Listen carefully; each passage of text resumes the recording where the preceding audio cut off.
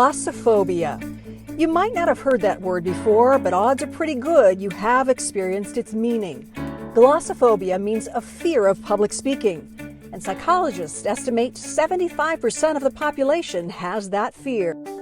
Even if you don't plan to become a professional public speaker, you will need to speak in front of groups in a variety of situations in life, such as making presentations at school, speaking well in a job interview, making speeches at family events, supporting causes you care about, and even just having the confidence to share your opinions in everyday conversation.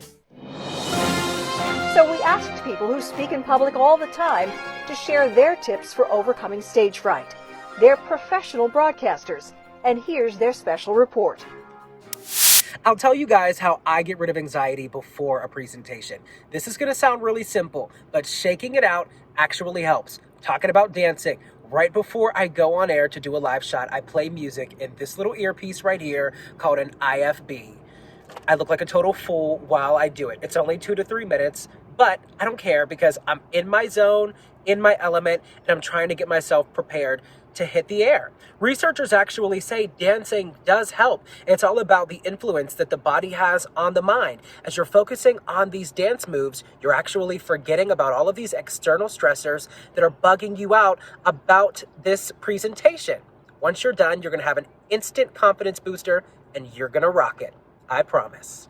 Hey there guys, we are actually in the KDK studios right now. Those are the cameras behind me, that's the set right there. And those are two things that make people nervous, speaking in front of a camera, speaking in front of a live audience. And believe it or not, I still do get nervous from time to time too, after 20 plus years in the business. So I wanted to share with you just a couple of tips and some advice that you may have been getting that may be wrong or a little misinformed. So when you are nervous and somebody says, "Are you nervous?" Well, just take a deep breath. So take a deep breath is actually a good piece of advice. However, what we forget to say after that is, yeah, take a deep breath, but you got to let that breath out, because here's something that happens. When we get nervous, whether we're in front of people or in front of those cameras back there, here's what happens. We take that deep breath. We say, "Hi everyone, my name is Kim Gable and I'm an anchor here at KDKA." And what happens is all of that breath gets locked up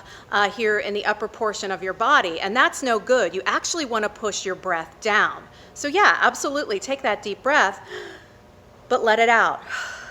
Hi everyone, I'm Kim Gable and I'm here to give you some tips on public speaking and how not to be nervous. You see the difference there? Okay, here's one other thing too. Besides taking that deep breath, which kind of tenses us up too naturally, we always try to be so poised and so in control. So we stand really rigid and we don't let our emotions prevail. We don't use hand gestures, we don't use our face, we don't use our eyes, because we feel like we just have to stand here and be very poised and very in control, and our breath is up here and we feel like we can't move because we want to be so professional and so well spoken, and it just doesn't work. So you really have to let that breath out, you have to relax, and don't be afraid to use your face, your eyes, your hands, your gestures when they make sense. Listen, we are all storytellers, and that's how some of the best stories are told. I hope those tips help you guys. There's no shame in having stage fright when it comes to speaking in public. In fact, science shows it's actually part of normal human evolution. Our brains developed to react to threatening situations, including confrontations with other human beings. It's part of our body's natural fight or flight response. That's why stage fright includes physical symptoms like a pounding heart, tense muscles, trembling, and a dry mouth. The good news is that anxiety can be turned into positive energy for lively public speaking. Here's more advice about managing your physical response to stage fright. As a TV news anchor and reporter, I talk to a camera every single day.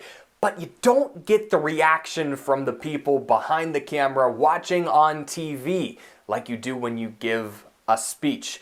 I gave commencement speeches in high school and college, and thinking about seeing the people react to what I say as I said it kind of freaked me out. So here's what helped me. Perfect practice made perfect, of course, whenever I was actually giving the speech. I knew it inside and out.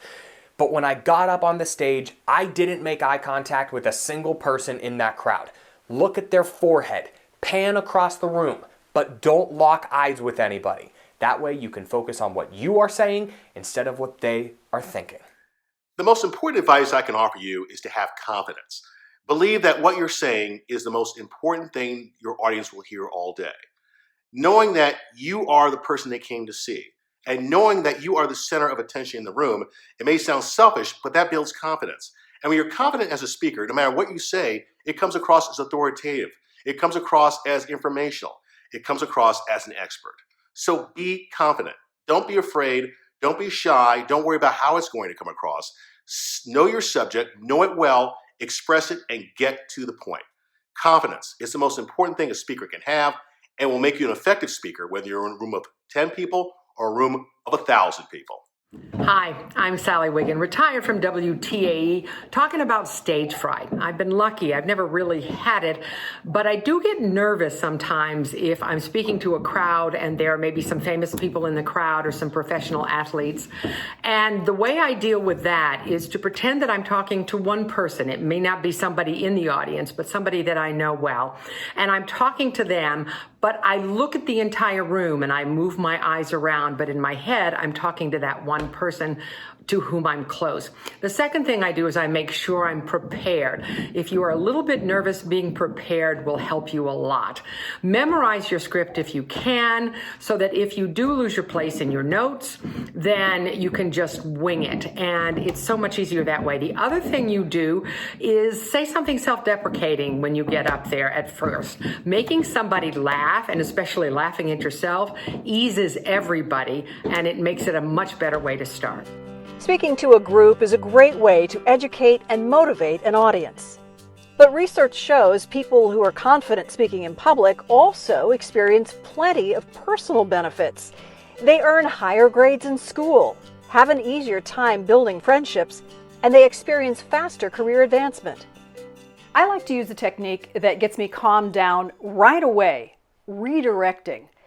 The hardest part of a speech is at the very beginning, when our hearts are racing and our breathing is shallow.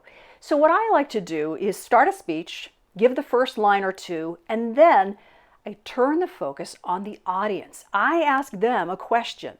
So for instance, if I'm giving a speech on stage fright, I might ask the audience, how many of you have experienced this? Or has this ever happened to you?